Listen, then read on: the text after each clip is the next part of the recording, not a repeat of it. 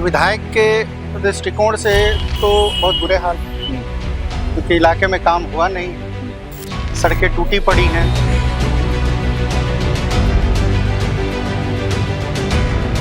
मेरे गांव में अनफॉर्चुनेटली अभी तक सड़क नहीं थी जो डुमरांव और टूडीगंज से होती हुई उसको जोड़ सके। हाँ, किसी ने बताया कि आपने 4-5 किलोमीटर का लगता है कि अपनी जमीन पे या जमीन खरीद के सड़क बनाई है। तो भाई सड़क नहीं थी, हमें बेइज्जती महसूस होती थी, तो हमने अपने ज़मीन से डोनेट कर दिया सड़क को।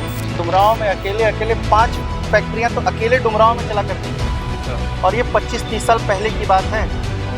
ठीक है, अब ऐसी सरकारें, लालटेन फैक्ट्री यहाँ चला करती, बड़ा फेमस थी। एक ऐसी सरकार है जिसका सिंबल भी लालटेन था और लालटेन की फैक्ट्री को बंद हो जाना पड़ा। और जहाँ तक लेफ्ट की बात है, मुझे तो आज तक वर्ल्ड में कोई भी ऐसा मॉडल नहीं दिखा जहाँ पे वो सक्सेसफुल रहे हों। यहाँ पे भी वो सक्सेसफुल नहीं है। हाँ, कुछ समीकरण बन गए, तो ये मिला जुला के ये जो यहाँ के विधायक हैं वो एक्सीडेंटल विधायक हैं, और इससे ज़्यादा कुछ नहीं। ये यहाँ पे जो सड़क का मैंने उदाहरण दिया था ना, दिन दहाड़े यहाँ लूट किया जाता था लोगों को। अच्छा, कब की बात है? कब की बात? 20 साल पहले की बात है, किसी से पूछ लीजिए। सरकार ने बहुत काम किया है, ग्राउंड लेवल पे काम किया, लोगों से मिलिए, लोगों का ओपिनियन लीजिए। विपक्ष का तो काम ही है, अब विपक्ष तो वोट चोरी का भी इल्जाम लगा रहे हैं। और जहाँ तक बात रही राजनीति में आने की, जो आपने पूछा था, भाई राजनीति में अच्छे लोगों को आना चाहिए, पढ़े लिखे लोगों को तो आना ही चाहिए, जरूर आना चाहिए। नमस्कार, आप द Z+ देख रहे हैं और हमारी चुनावी यात्रा अभी डुमरांव विधानसभा में है। जब हम इस रास्ते से गुजर रहे थे तो यहाँ पर जहाँ हम बैठे हैं, चाय पर कुछ चर्चा हो रही थी। यहाँ पर स्थानीय लोग मौजूद थे, हम भी यहाँ पर चाय पीने पहुंचे, और यहाँ पर जब लोगों को देखा तो सोचा कि एक बार हाले डुमरांव जानते हैं कि यहाँ पर क्या चल रहा है, क्योंकि अभी से लगभग 2 महीने बाद यहाँ पर विधानसभा के चुनाव होने हैं। तो हमारे साथ इस समाज सेवी हैं राहुल सिंह, इनसे हम समझेंगे, क्योंकि ये लोगों से जनसंपर्क अभियान भी चला रहे हैं, लोगों से मिलजुल रहे हैं। लोग हाले डुमरांव क्या बता रहे हैं राहुल? स्थानीय विधायक के दृष्टिकोण से तो बहुत बुरे हाल, क्योंकि इलाके में काम हुआ नहीं, सड़कें टूटी पड़ी हैं, लोगों का जो रिस्पॉन्स है बड़ा पुअर। अच्छा। हाँ, लेकिन सरकार की जो नीतियां हैं वो ग्राउंड लेवल पे बड़ी अच्छे से एग्जीक्यूट हुई हैं। जैसे कि बिजली में जो अभी हाल ही में छूट दी गई है 125 यूनिट, बड़ा उसका अच्छा रिस्पांस रहा है। वृद्धा पेंशन में जो मानदेय राशि बढ़ाकर 400 से सीधे 1100 कर दी गई, वो भी बहुत एक अच्छा इनिशिएटिव है। बुजुर्गों के हाथ में पैसा रखना उनका मान बढ़ाने के बराबर है।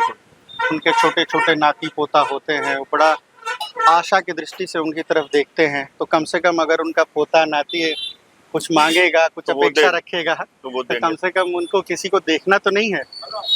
कि मानदेय राशि बढ़ा दी गई है, उससे काफ़ी अच्छा रिस्पॉन्स आया। आज ही अखबार में आया हुआ था, जो महिला रोजगार के लिए जीविका दीदी के थ्रू जो 10,000 रुपये का शुरू किया गया है, आगे समीक्षा करके 2 लाख रुपए भी बाद में दिए जाएंगे। बहुत अच्छे प्रयास हो रहे हैं।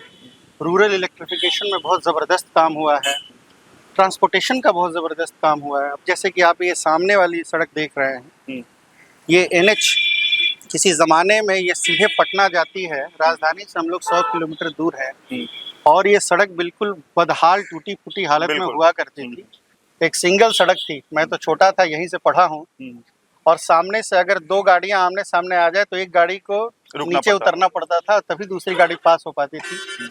उस हाल से आज नीतीश सरकार की ही देन है कि हम यहाँ तक पहुँच पाए हैं। सामने आपके 4 लेन रोड दिख रही है, तो विकास तो आया है। हाँ, अपेक्षा थी कि स्थानीय विधायक अपने कर्तव्यों पर खरा उतरते, उसमें लोगों को काफ़ी निराशा हुई। आपके बारे में जहाँ तक मुझे जानकारी है, लोग से जब हम घूम रहे थे यहाँ क्षेत्र में, तो लोगों ने ये कहा कि पढ़े लिखे हैं, आप प्रशासनिक सेवा में भी रह चुके हैं, वकालत में अच्छा आप कर रहे हैं। ये राजनीति में आने का इंटरेस्ट अचानक से कहाँ जग गया? भाई, आप इतना वेल सेटल्ड, सब कुछ है, सब कुछ भगवान संपन्न दिया है, फिर राजनीति में क्यों आना चाह रहे हैं? मैं मूलतः यहीं का रहने वाला हूँ। मेरी प्रारंभिक शिक्षा यहीं पे हुई। उसके बाद मैं इंटरमीडिएट की पढ़ाई बनारस से की, सनबीम इंग्लिश स्कूल, वहाँ का भी टॉपर था। उसके बाद Kirorimal college university of Delhi में मुझे एडमिशन मिल गया, वहाँ से हिस्ट्री ऑनर्स किया, और उसके बाद मैं वहीं से लॉ किया university of Delhi campus law centre से। लॉ करने के बाद सेम ईयर में मेरा यूपीएससी में सेंट्रल आर्म्ड पुलिस फोर्सेस में एग्जाम क्वालिफाई कर लिया मैंने। ऑल इंडिया रैंक 11 था। अच्छा। तो हम लोग सहायक कमांडेंट, असिस्टेंट कमांडेंट अपॉइंट हो गए। हमने 9 साल तक सशस्त्र सीमा बल में अपनी सेवाएं दी। अच्छा। अलग अलग जगहों पे पोस्टेड रहा। भूटान बॉर्डर पे रहा, नेपाल बॉर्डर पे रहा, कोकराझार में रहा। और उसके बाद एक डेपुटेशन बेसिस पे मुझे दिल्ली नगर निगम में सहायक आयुक्त के पद पे भी काम करने का अवसर मिला। अच्छा। तो ये बड़ा अच्छा अनुभव रहा। स्टूडेंट टाइम्स में हम लोग जब पढ़ रहे थे तो उस समय एक मौका मिला, तो 2004 में एक इंटरनेशनल डिबेट चैंपियनशिप में मैं गोल्ड मेडलिस्ट भी रहा। अच्छा। तो पढ़ाई लिखाई का ही माहौल था शुरू से। छात्र राजनीति में भी बहुत एक्टिव थे, दिल्ली यूनिवर्सिटी में बहुत एक्टिव रहे, बहुत काम किया। फिर नौकरी में चले गए। नौकरी से 9 वर्षों के बाद मैंने त्यागपत्र दे दिया। अभी मैं पेशे से वकील, मैं वकालत करता हूँ। और जहाँ तक बात रही राजनीति में आने की, जो आपने पूछा था, भाई राजनीति में अच्छे लोगों को आना चाहिए, पढ़े लिखे लोगों को तो आना ही चाहिए, जरूर आना चाहिए। संपन्नता का राजनीति से देखिए कोई लेना देना नहीं। अच्छा। एक संपन्न व्यक्ति का और एक कम संपन्न व्यक्ति का अधिकार बराबर होता है। हर किसी का अधिकार है कि वो राजनीति में आ सकता है। और मैं तो चाहता हूँ कि पढ़े लिखे लोग आए, सभी चाहते हैं, पढ़े लिखे लोगों को आना चाहिए भाई। अच्छा, एक हमने देखा कि ये जो डुमरांव विधानसभा है, इसका इतिहास बड़ा पुराना रहा है। यहाँ पर लगभग 40 साल के बाद जो लेफ्ट पार्टी है उसका उदय हुआ। क्या लग रहा है, उन्होंने काम किया, नहीं किया? जनता के बीच में जब आप जा रहे हैं तो जनता क्या फीडबैक दे रही है और आपसे क्या चाह रही है, आपसे क्या अपेक्षा कर रही है? लेफ्ट का उदय बिल्कुल नहीं हुआ है। लेफ्ट का जो यहाँ की सीट निकली है वो बिल्कुल एक्सीडेंटल है। अच्छा। हाँ, समीकरण का माहौल था। हाँ। उसमें यहाँ पे एक्सीडेंटली ये निकल गए, क्योंकि कई तरह के समीकरण होते हैं। ऐसा एक सीट के निकलने से आप लेफ्ट के उदय को नहीं बिल्कुल देख सकते हैं। अच्छा। यहाँ पे लोग उसी को वोट करेंगे जो विकास का काम करेगा, जो सबका साथ सबके विकास के तर्ज पे चलेगा, जो सर्वजन हिताय सर्वजन सुखाय की बात करेगा। किसी एक आइडियोलॉजी को लेकर चलना यहाँ पर ठीक नहीं है। यहाँ के लोग उसको सिरे से नकार देते हैं। और जहाँ तक लेफ्ट की बात है, मुझे तो आज तक वर्ल्ड में कोई भी ऐसा मॉडल नहीं दिखा जहाँ पे वो सक्सेसफुल रहे हो। यहाँ पे भी वो सक्सेसफुल नहीं है। हाँ, कुछ समीकरण बन गए, तो ये मिला जुला के ये जो यहाँ के विधायक हैं वो एक्सीडेंटल विधायक हैं, और इससे ज़्यादा कुछ नहीं। ये बताइए कि हम जब लोगों से बात कर रहे थे, आपके क्षेत्र में जब घूम रहे थे, तो कह रहे थे कि अपने पैसे से सड़क बनवा दे रहे हैं, फुटबॉल मैच करवा दे रहे हैं, टूर्नामेंट करवा दे रहे हैं, तो ये सब कैसे, कहाँ से, ये सब के लिए रिसोर्सेज कहाँ से आ रहे हैं? ईश्वर का आशीर्वाद है, वकील है, पूरा खानदान वकील है। मेहनत करके हमने पैसे कमाए, और क्या कह सकते हैं, इसमें टैक्स पेड है, ठीक है। और मिला जुला के जहाँ तक बात है अनुदान देने की, सहयोग देने की, देना ही चाहिए। मेरा गांव डुमरांव अनुमंडल में ही आता है, डुमरांव सब डिवीजन में। मेरे गांव में अनफॉर्चुनेटली अभी तक सड़क नहीं थी। अच्छा। जो डुमरांव और टूडीगंज से होती हुई उसको जोड़ सके। हाँ, किसी ने बताया कि आपने 4-5 किलोमीटर का लगता है कि अपनी जमीन पे या जमीन खरीद के सड़क बनाई है। तो भाई सड़क नहीं थी, हमें बेइज्जती महसूस होती थी, तो हमने अपने ज़मीन से डोनेट कर दिया सड़क को। फिर उसका कुछ हिस्सों में सरकार ने, कुछ हिस्सों में मिलजुल के हमने किसी भांति उसका पक्कीकरण करा लिया। अब और प्रयासरत है, उसको और बेहतर करा लेंगे। बल्कि आपकी जानकारी के लिए मैं बताऊं कि मेरे गांव में 3 सड़क आती हैं। अच्छा। उसमें से 2 सड़क ईश्वर के आशीर्वाद से हमारे पूर्वजों की ज़मीन में ही जाती है। अच्छा जी। तो अच्छे काम होने चाहिए, विकास के काम। सड़क ही नहीं रहेगी तो लोग जाएंगे कैसे, आएंगे कैसे, मंडी तक कैसे पहुंचेंगे, मेडिकल फैसिलिटीज़ के लिए जल्दी से जल्दी हॉस्पिटल कैसे पहुंचेंगे, बहुत सारी बातें। ये बताइए कि राहुल जी कि आपका, अगर मान लेते हैं टिकट मिल जाता है, आप चुनावी मैदान में उतरते हैं, आपका ब्लूप्रिंट क्या होगा? जो 5 सबसे मुख्य एजेंडे होंगे, जो 5 सबसे बड़ी जो घोषणाएं होंगी, जो आप लोग अपने लोगों से मिलेंगे, जब मंच से भाषण देंगे, तो वो 5 घोषणाएं क्या क्या होंगी क्षेत्र के विकास के लिए? जी देखिए, सबसे पहले ना लोकल प्रॉब्लम्स को एड्रेस करना बड़ा ज़रूरी होता है। सबसे चलिए, ये जनता का समर्थन है कि बात हम इधर कर रहे हैं, अब पीछे जनता का आवाज आ रहा है कि इस पर राहुल भैया का समर्थन है। हम उन लोगों से भी बात करेंगे।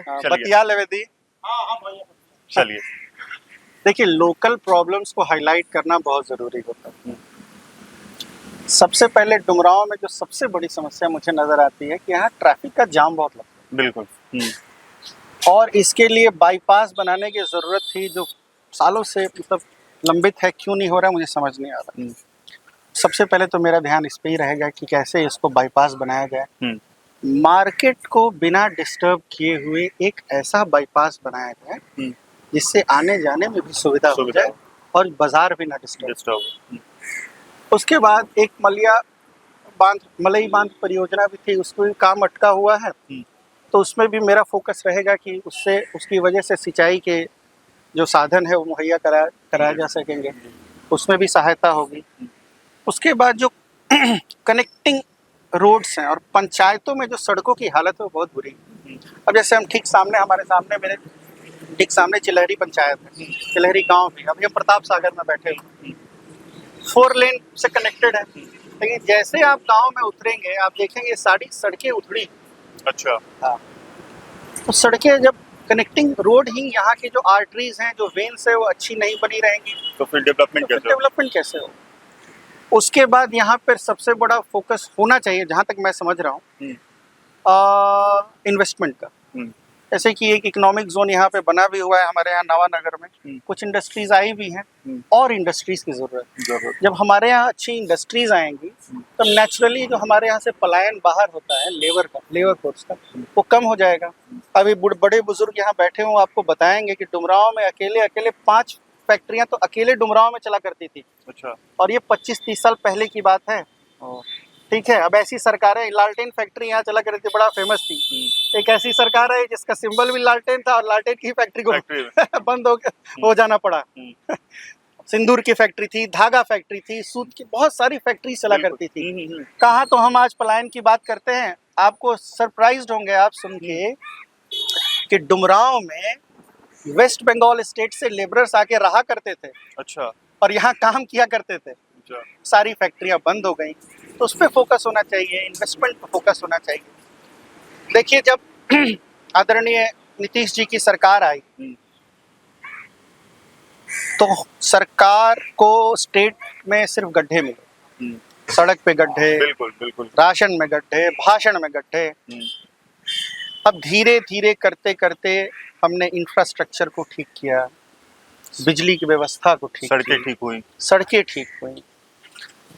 अब ये गड्ढा भर गया और इसके ऊपर हमने पिलर्स खड़े कर दिए, हेल्थ का, इंफ्रास्ट्रक्चर का, सिक्योरिटी का, टेक्नोलॉजी का, आईटी का, ये सारे पिलर सब खड़े हो गए। आने वाले 5 सालों में हमें गढ़ के ऊपर गढ़ गाड़ना है। एक टर्निंग पॉइंट पे बिहार खड़ा हुआ है। अच्छा। यहाँ से और 5 साल और हम भी किसी अन्य स्टेट की तरह एक समृद्ध स्टेट में अच्छा करें। विपक्ष तो कहता है कि नीतीश कुमार का आखिरी टर्म है, इसके बाद अब नीतीश कुमार आएंगे नहीं, एनडीए की सरकार ही नहीं आएगी, लोग एंटी इनकम्बेंसी बना हुआ है, नीतीश कुमार मानसिक तौर से स्वस्थ नहीं है, तमाम तरह की बातें हो रही हैं। कुछ तो लोग कहेंगे, लोगों का काम है कहना। एक मैं आपको एक छोटी सी कहानी बताता हूँ। एक गधा था, एक उसका मालिक था और एक मालिक की पत्नी थी, और तीनों बाजार की तरफ जा रहे थे। कुछ दूर पैदल चले तो लोगों ने कहा कि देखो कितना बेवकूफ आदमी है, इसके पास गधा है फिर भी पैदल चला जा रहा है। तो मालिक ने कहा, इशारा कर रहे हैं, समझने वाले समझ जाएंगे। मालिक गधे पे चढ़ गया तो फिर कुछ दूर आगे बढ़ा, तो उसके बाद लोगों ने कहा देखो कितना बेवकूफ आदमी है, पितृसत्तात्मक सोच रखता है, खुद गधे पे चढ़ के चल रहा है और बीवी को पैदल चला रहा है। तो मालिक गधे से उतर गया और बीवी को गधे पे चढ़ा दिया।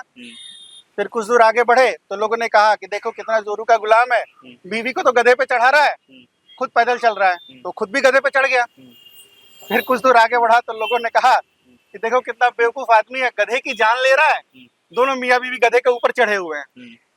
कुल मिला के कहने की बात यह है कि दुनिया का सबसे बड़ा रोग क्या कहेंगे लोग, कुछ ना कुछ तो लोग कहते ही रहते हैं। आप विपक्ष की बातों पे ध्यान मत, आप आम लोगों से पूछिए। यहाँ पे जो सड़क का मैंने उदाहरण दिया था ना, दिन दहाड़े यहाँ लूट लिया जाता था लोगों को। अच्छा, कब की बात है? कब की बात है? 20 साल पहले की बात है, किसी से पूछ लीजिए। हाँ, किसी से पूछ लीजिए। यहाँ से जो डुमरांव स्टेशन उतरता था किसी गजल मान लीजिए उसको चिलहरी आना है और 6 बजे शाम हो जाती थी तो डुमरांव में ही रुक जाता था। अच्छा जी, इतना भय का महज माहौल। 12 किलोमीटर का डिस्टेंस है ये। ठीक है, वहां से हम यहाँ पहुंचे हैं तो जरूर किसी ने काम किया होगा ना। बिल्कुल बिल्कुल। सरकार ने बहुत काम किया है, ग्राउंड लेवल पे काम किया। लोगों से मिलिए, लोगों का ओपिनियन लीजिए। विपक्ष का तो काम ही है। अब विपक्ष तो वोट चोरी का भी इल्जाम लगा रहा है। आप एक उदाहरण बता दीजिए जिसमें जेन्युइन वोटर का नाम कटा हो। एक एग्जाम्पल तो कोई खड़ा होके कहे। ऑनरेबल सुप्रीम कोर्ट के भी डेली ऑर्डर्स में पढ़ रहा था, कोर्ट भी सरप्राइज्ड है बिल्कुल कि भाई कोई तो खड़ा होके 10 लोग, 12 लोग, 100, 50 लोग ये कहें कि हमारा वोट कट गया है, हमारा नाम कट गया, हमारा नाम कट गया है। तो विपक्ष को कहने दीजिए, विपक्ष का काम है। विपक्ष बड़ा जरूरी होता है प्रजातंत्र में। ठीक है, उसका बोलना भी जरूरी है। उनका बोलना भी जरूरी है।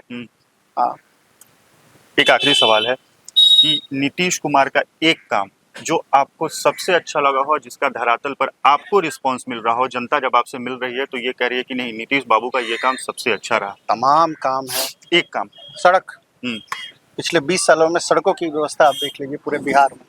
पूरे बिहार में आप देख लीजिए, कहीं से कहीं निकल जाएगी। ये यहाँ से यूपी से हम जैसे एंटर करते हैं, यहाँ बक्सर से आप शुरू हो जाइए और नेपाल बॉर्डर का कोई भी जिला पकड़ लीजिए, पूर्वी चंपारण पकड़ लीजिए, पश्चिमी चंपारण पकड़ लीजिए, शिवहर चले जाइए, सीतामढ़ी चले जाइए, पूर्णिया चले जाइए, अररिया चले जाइए, आपको कहीं भी रुकने की जरूरत नहीं पड़ेगी। इतनी बेहतरीन सड़कें बना के दी हैं। चूंकि आपने एक कहा इसलिए मैं एक बता रहा हूँ। वैसे तो बहुत सारे काम है, बट एक देखिए, पहला काम जिस होता है ये कि आप विकास का पथ प्रशस्त कैसे करेंगे जब रास्ते ही नहीं है। डेवलपमेंट फिर कहाँ से आएगा, कैसे, किस रास्ते से आएगा। ये सड़कों में जबरदस्त काम हुआ है और भी बहुत काम अच्छे हुए हैं। जैसे रूरल इलेक्ट्रिफिकेशन का काम, बेहतरीन काम, बेजोड़ काम है। आप सरप्राइज हो जाएंगे। मैं छोटा था, ठीक है, हमारे घरों में पंखे और बिजली के मीटर लगे हुए थे और बिजली नहीं आती थी। यहाँ लोगों से आप पूछेंगे, आपको लोग बता देंगे, और मैं खुद ही सरप्राइज होता था। और टीवी देखने के लिए बैटरी लगी रहती थी, आते थे भाड़े पर बैटरी लोग मंगवाते थे। वहां से आज ये स्थिति है कि इस गांव में अगर 2 घंटे लाइट कट जाए तो लोग बिजली विभाग के यहाँ गिराव दे देंगे, क्योंकि अब अच्छी सर्विस की आदत हो गई ना लोगों को। अच्छी मिली तो अब खराब मिलेगी तो लोग नाराज होंगे। कम्युनिकेशन बढ़ गया है, बिजली का हुआ है, कम्युनिकेशन बढ़ा है, तो तमाम काम। आपने महिला सशक्तिकरण हुआ है। एक बार लास्ट कमर कस लिया, लगता है कि कहीं से हरी झंडी मिल गई है, तब भाई इतने एकदम जोरों शोरों से सब जगह घूम रहे हैं, बैठ रहे हैं, लोगों के बीच में चर्चा हो रही है। मैंने अपना कमर कस लिया है, लोगों से मैं मिल रहा हूँ, लोग ही एक ओपिनियन क्रिएट करते हैं। ये ओपिनियन सर्वे के फॉर्म में पार्टी के शीर्ष नेतृत्व तक जाता है और उसी के बेसिस पे हमारे यहाँ डिसीजंस होते हैं। हमारे यहाँ किसी के कहने से, किसी के रिकमेंडेशन से, किसी के बैकअप से टिकट नहीं। अच्छा, ये एनडीए का एक कैरेक्टर है। कोई भी पार्टी हो, जनता दल यूनाइटेड, चाहे भाजपा ही, ठीक है, हमारी पार्टियों का एक कैरेक्टर। हमारे यहाँ सिफारिशी लोग नहीं चलते, ग्राउंड पे जो एक्टिव है, जिसको लोग पसंद कर रहे हैं, उसको टिकट। चलिए, तो इस वीडियो में हमने आपको बताया कि हमारे साथ राहुल सिंह जी थे, जिन्होंने बहुत सारी जानकारी दी कि आने वाले समय में इनका क्या एजेंडा है और किस तरह से ये अगर पार्टी इन्हें टिकट देती है तो चुनावी मैदान में उतरेंगे, और जनता के बीच में जब ये जा रहे हैं तो जनता इनसे क्या सवाल जवाब कर रही है, उन सब सारी चीज़ों पर भी हमें विस्तृत जानकारी दी। साथ ही साथ ये भी बताया कि जो अभी वर्तमान में यहाँ पर प्रतिनिधि हैं, उनका कामकाज से यहाँ के लोग खुश नहीं हैं और इस बार जनता बदलाव के मूड में है और बदलाव करके दिखाएगी। बाकी इस खबर पर आपकी क्या राय है, कमेंट बॉक्स में लिख के ज़रूर बताएं। Thank you.